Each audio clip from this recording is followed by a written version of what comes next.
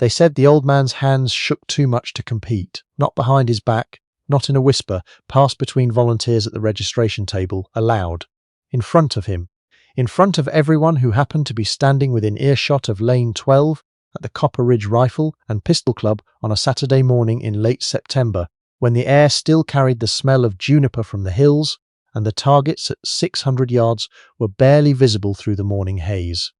The man who said it was named Griffin Tasks.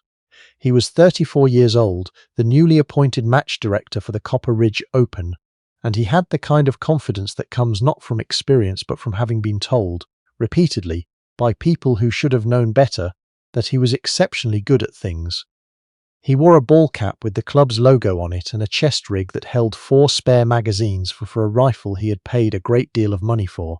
He had finished third in the state championship the previous spring and had not stopped mentioning it. The old man standing at the table in front of him was named Alton Wesley Ferris. Alton Wesley Ferris was 78 years old. He had driven 3 hours that morning from a town called Deming in the boot heel of New Mexico, where he lived alone in a cinder block house with a vegetable garden out back and a dog of indeterminate breed named Sergeant, who had been given that name, his neighbours assumed, as some kind of private joke. He had woken at 4 in the morning, made coffee in a percolator's that was older than Griffin Tasks, loaded his gear into the bed of a Ford pickup that had 240,000 miles on it and a crack in the windshield that he had never gotten around to fixing, and driven north through the dark. He was wearing a tan canvas shirt, pressed, khaki trousers, pressed, boots that were old but clean and resoled at least once. His white hair was cut close and neat. He moved with the deliberateness of a man who had learned, somewhere along the way, that hurrying rarely improved anything. His left hand, the one resting on the table, did have a slight tremor. It was barely visible, a small rhythmic trembling, the kind that comes after decades and is not a weakness but simply a fact, like grey hair or the sound knees make on stairs. It was the kind of thing a person with any grace at all would not have noticed, or having noticed, would not have mentioned. Griffin Tasks noticed it and mentioned it. He was in the middle of checking Alton Wesley Ferris in, writing the lane assignment on the registration card, when he looked up and saw the tremor and said, to no one in particular, and therefore to everyone, "You're going to have a tough time at 600 with those hands." There was a pause at the table. The woman beside him, a club volunteer named Doris, who had been running registration at Copper Ridge matches for 11 years and had seen a great many things, went very still. Alton Wesley Ferris looked at Griffin Tasks for a moment, not with anger, with something quieter than anger and in its own way more unsettling. "I'll manage," he said. Griffin Tasks smiled the way people do when they have already decided the matter. "We've got a supported class if you'd be more comfortable. Sandbags, front rest, the whole setup." "Nothing wrong with shooting supported. I'm shooting prone," Alton Wesley Ferris said. "With a sling." Griffin Tasks glanced at the case on the table. It was a hard rifle case, tan, worn at the corners. "What are you shooting?" "Remington 700, Alton Wesley Ferris said. 3006, what year? 1971. Griffin Tasks set down his pen. He did this in a particular way, with a particular expression, that communicated volumes without saying anything that could be directly objected to. It was a skill he had developed.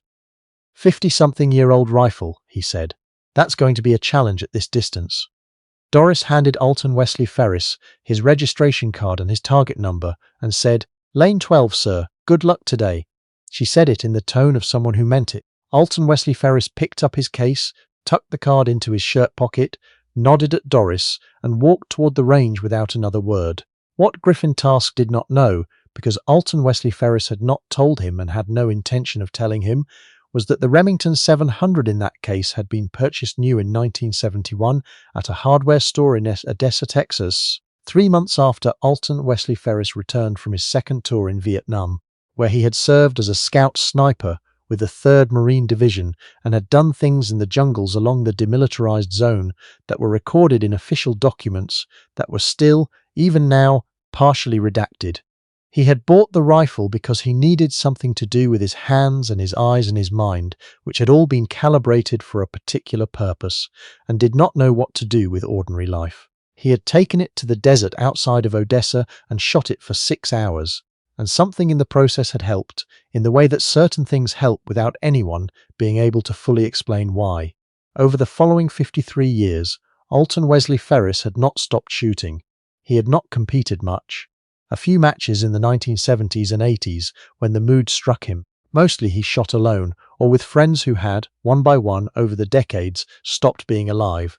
He reloaded his own ammunition on a bench in his garage. Each cartridge weighed on a scale and measured with a set of calipers he kept in a wooden box. He knew his rifle's harmonics the way a musician knows an instrument, which loads it liked, how it moved in the cold versus the heat, what the barrel needed after the first 3 shots and the first 10. He had not bought a new scope since 1994. He did not feel the need. At lane 12, he set the case down and opened it and took the rifle out with the practiced ease of someone who has done something so many thousand times that the motion has been absorbed into muscle and bone and exists below the level of conscious thought. He checked the bore. He checked the crown. He laid out his ammunition in a row on the mat beside him, 6 cartridges, each one loaded with a 168-grain match bullet that he had seated himself and checked 3 times. The shooter in lane 11 glanced over. His name was Patrick Ogden, 31 years old, shooting a custom bolt gun in 6.5 Creedmoor that had cost him more than some people's cars. He looked at the Remington 700 and then at Alton Wesley Ferris and said nothing, because Patrick Ogden had been raised by a grandfather who had taught him when to keep his mouth shut, and he was one of the few people at Copper Ridge that morning who remembered the lesson. The shooter in lane 13 did not look over at all. She was a woman named Barbara Tillman, 56 years old, a former Army marksmanship instructor who had been shooting long-range competition for 20 years, and she was already in position, already dialing, already in the particular state of focused calm that serious shooters know how to find, and that looks from the outside like sleep. Alton Wesley Ferris sat on the mat and removed his boots and set them neatly to the side. This was something he did. It helped him feel the ground. An old habit from the Corps, modified over time into something personal. He pulled on a pair of shooting gloves, thin leather, worn at the palms. He unslung the rifle's sling from the swivel on the forend and ran it through his left arm in the loop configuration that the Marine Corps had taught him at Quantico in 1965, cinching it until the tension was what it needed to be. He had done this so many times that he no longer thought about the steps. His hands moved and the sling was right, and that was the end of it. He went prone. The tremor in his left hand, which Griffin Tasks had found so noteworthy, disappeared entirely the moment the rifle settled into the sling, and his body weight came down, and everything locked into the position that his body had been trained to hold across more years than Griffin Tasks had been alive. This is what Griffin Tasks did not know about tremors in old shooters. The tremor is in the unsupported hand, the hand doing nothing, the hand waiting. It is not in the hand that is working. The hand that is working has been told what to do by decades of practice, and it does it, without argument, without hesitation, without trembling. The target at 600 yards was a 12-inch circle on a white backer. Alton Wesley Ferris looked at it through the scope for a long time, not shooting, looking, feeling the wind on the left side of his face, the slight warmth of it, the way it moved through the juniper on the ridgeline to the north, and came down across the range in a pattern he was reading, the way you read a page, slowly, carefully, taking in everything before you decide what it means. He fired the first shot. He worked the bolt without lifting his head. He fired the second shot. He worked the bolt. He fired the third. He did not rush. Between shots he lay still and breathed and watched the mirage off the desert floor and made small adjustments that were invisible to anyone watching and significant to the target. There was no performance in any of it. No tension in his shoulders, no visible concentration, nothing that announced itself as effort. It looked from a distance almost boring, a very old man lying very still on a mat and occasionally shooting a very old rifle. Patrick Ogden, in lane 11, had finished his string and was waiting for the ceasefire to check his target. He found himself not looking at his own lane. He found himself watching Alton Wesley Ferris in the way that people sometimes watch a craftsman work. When the work is old and the hands are old, and the thing being made is something you don't often get to see made properly anymore. The ceasefire was called.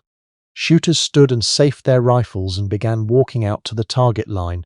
It was 200 yards out, then 200 more, then 200 more, across ground that was hard and pale and scattered with scrub. Alton Wesley Ferris walked it without rushing, rifle slung over his right shoulder, hands at his sides. He had a slight hitch in his right hip.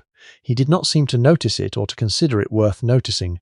At the target line, Griffin Tasks was making his round. He stopped at the targets from lanes 9 and 10 and made notes on his clipboard and said things to the shooters, some encouraging and some less so, in the manner of a man who enjoys having an opinion about other people's performance.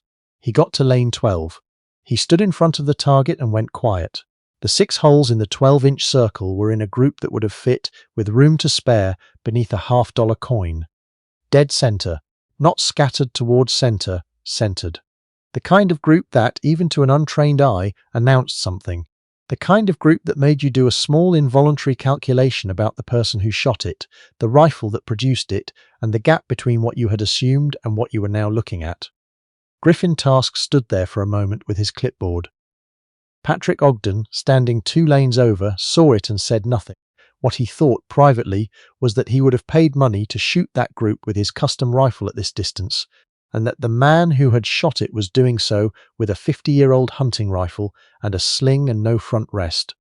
Barbara Tillman, whose own group was excellent, looked at lane 12's target and permitted herself a small nod, the kind of acknowledgement one professional gives to another. Alton Wesley Ferris stood at his target and took the backer card down and rolled it carefully and tucked it into his shirt pocket. He did this without looking around, without making sure anyone was watching. He had not shot it for anyone to watch. It was Griffin Tasks who finally spoke. He said, "That's your target?" "It is," Alton Wesley Ferris said. Griffin Tasks looked at it again.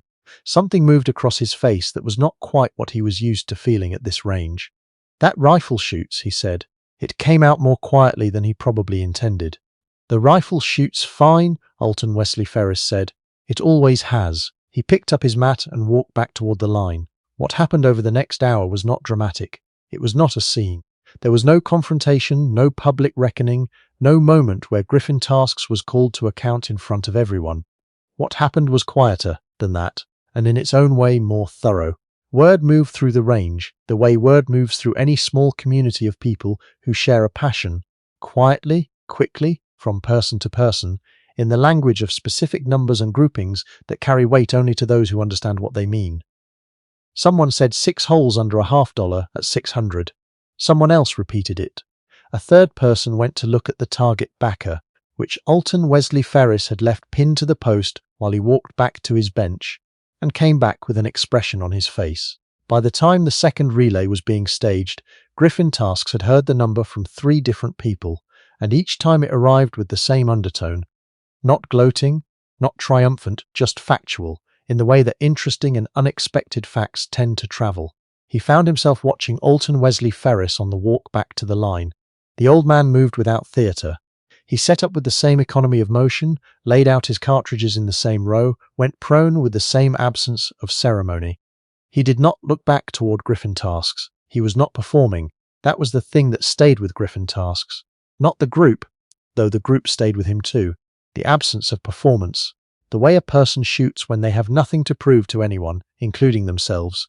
Because the proving was done a very long time ago in places and circumstances that made a Saturday morning match at Copper Ridge look like what it was. A pleasant hobby on a pleasant day. At the lunch break, Griffin Tasks found himself walking toward the bench where Alton Wesley Ferris was sitting alone, eating a sandwich he had brought from home, in wax paper, the way people used to pack things. He almost didn't go. He was aware of what it would cost him, or at least what it felt like it would cost him, which was not the same thing. He went anyway. "Mr. Ferris," he said. Alton Wesley Ferris looked up. His expression was neutral, patient, neither warm nor cold. Griffin Tasks said, "I owe you an apology for this morning. What I said at the registration table was out of line." Alton Wesley Ferris looked at him for a moment. "Sit down," he said. Griffin Tasks sat on the bench. "How long have you been shooting competition?" "About 4 years serious. Before that, just range time." Alton Wesley Ferris nodded. "What's giving you the most trouble?" It was not the response Griffin Tasks had expected. He had prepared, somewhere in the back of his mind, for acceptance or rejection, for warmth or coldness, for some version of the confrontation that hadn't happened at the target line. He had not prepared for a question about his shooting. "Wind," he said, because it was true. "I can read it close, but I lose it past 400. Alton Wesley Ferris unwrapped the second half of his sandwich. "The wind doesn't change what it's doing," he said. "You're just not looking in the right places. You're watching the mirage off the ground, but you're not watching the ridgeline. You're not watching the grass at 200 and the brush at 400 as two different points in the same story." He paused. "The wind tells you what it's going to do before it does it, if you're patient enough to listen." Griffin Tasks sat with that for a moment. "Who taught you?" he asked. "The Marine Corps," Alton Wesley Ferris said, "and about 50 years of being wrong and learning from it." There was a silence that was not uncomfortable. "May I ask?" Griffin Task said, and then stopped, because he was not entirely sure how to finish the question without overstepping again. "Vietnam?" Alton Wesley Ferris said. "2 tours. Scout Sniper, 3rd Marine Division." He said it the way people state their address. Factual, unremarkable, something that simply is. Griffin Task was quiet for a moment. When he spoke again, his voice had a different quality than it had had all morning. "Thank you for your service," he said, and he meant it in a way that people do not always mean that particular phrase. Alton Wesley Ferris nodded once, acknowledging it. He did not say "you're welcome" in the way that closes a door. He said, "If you want to talk about the wind reading after the afternoon relay, I'll be here." Griffin Task said that he did. The afternoon relay ran, and Alton Wesley Ferris shot another group that generated its own quiet conversation. And when it was done, he sat on the tailgate of his Ford pickup with 2 cups of coffee from the club's urn. It was poor coffee, the kind that has been sitting since morning, but it was what there was, and Griffin Tasks sat beside him. And they talked about wind and about patience and about the difference between the things you learn quickly and the things that can only be learned slowly, through repetition and failure and more repetition. Alton Wesley Ferris did not tell stories about Vietnam. He never did, not with strangers. What he talked about was reading terrain, reading conditions, trusting a system that you had built and verified yourself and did not abandon under pressure. He talked about it the way a man talks about things he has thought about for a very long time and arrived at a clear position on. Griffin Tasks listened more than he talked, which was not his usual habit. At some point, Patrick Ogden drifted over, and then 2 other shooters whose names Griffin Tasks would later have to look up on the registration sheet, and the tailgate conversation became 4 people, and then 5, and the afternoon light came down across the copper ridge, and the air cooled, and the juniper smell came back from the hills, and Alton Wesley Ferris sat in the middle of it, all answering questions and asking a few of his own, unhurried as if he had nowhere to be, which he did not. He had a 3-hour drive back to Deming and a dog named Sergeant who would need feeding, but neither of these things required hurrying. Before he left, he walked back to the range and stood for a moment looking at the 600-yard berm in the fading light. It was a habit he had, a way of finishing. He did not entirely know where it came from. Doris was breaking down the registration table behind him. She saw him standing there and did not disturb him. After a minute he turned and walked back toward the parking lot. "Mr. Ferris," Doris said as he passed. He stopped. "We have a match in November," she said. "I hope you'll come back." Alton Wesley Ferris looked at her for a moment. Something shifted in his expression that was not quite a smile, but was in the neighborhood of one. "I'll think about it," he said. He got into the Ford and put it in gear and drove south toward the highway, and the last of the day's light was on the desert, and the mountains to the west were going purple, and he drove with one hand on the wheel and the radio off, the way he always drove, in the particular silence of a man who has learned to be comfortable with his own company. In the bed of the truck, the rifle case rode in the same place it always rode, secured with a bungee cord, the same worn tan case with the corners rubbed pale. Inside it, the rifle that Griffin Tasks had dismissed in 30 seconds, and that Alton Wesley Ferris had carried and trusted and shot for 53 years, lay on its foam padding, doing what old things do when they have been built right and cared for, and not asked to be anything other than what they are. It waited, the way all good tools wait, for the next time it would be needed. Sergeant was at the door when Alton Wesley Ferris got home, turning in the tight circles that dogs turn when something they have been waiting for has finally arrived. Alton Wesley Ferris crouched down, his right hip made its comment, which he ignored, and let the dog assess his hands and the smell of the range that came off his clothes, the powder and the mat and the desert afternoon. "Good day," he told Sergeant, which was not something he said often. He went inside and fed the dog and made himself a plain supper and sat on the back porch, after in the chair he always sat in with a glass of water, looking out at the dark garden and the dark hills beyond it, and the stars above the hills, which were more numerous and more clear in the boot heel of New Mexico than almost anywhere else in the country, and which he had been watching, off and on, for 78 years without ever quite getting used to them. He did not think about Griffin tasks particularly. He did not reconstruct the morning in his mind, or revise it, or feel any residual satisfaction about the way it had gone. He had finished with it. It had been a good day of shooting, and a decent conversation at a tailgate, and the coffee had been bad, which was not unusual, and the drive had been long, which was not unusual either. He had shot the rifle well. The rifle had shot true. These were the things that mattered. He sat until the stars moved to where they moved in that hour, and then he went inside and washed his face and went to bed with the dog at the foot of it, and slept without difficulty, which was a thing he had worked at for many years and had finally, in the last decade or so, gotten mostly right. 3 weeks later, a card arrived at his address in Deming. It was a plain card, the kind sold in pharmacy checkout aisles. On the front was a picture of mountains that looked nothing like the mountains in New Mexico. Inside, in handwriting that was careful and a little stiff, the way handwriting is when someone is trying to do it right, it said, "Mr. Ferris, I've been working on the wind. You were right about the ridgeline. I'll be at the November match, if you will." Griffin Alton Wesley Ferris read it twice. He set it on the kitchen table. He stood at the table for a moment thinking about something, and then went to the junk drawer and found a pen that worked and a noticard that had been in there since he could not remember when, and he wrote, in the same block letters he used for everything, "November Works." AWV put it in an envelope and wrote the return address on it from the registration card he had kept in his shirt pocket since September, and he walked it to the mailbox at the end of his road and put it in and raised the flag. Then he walked back up the road to his house and fed Sergeant his afternoon meal and went out to the garage to work on his handloads for November, because November was not far off, and the rifle deserved ammunition that had been prepared properly, and there was no point in leaving things until later when you could do them right now.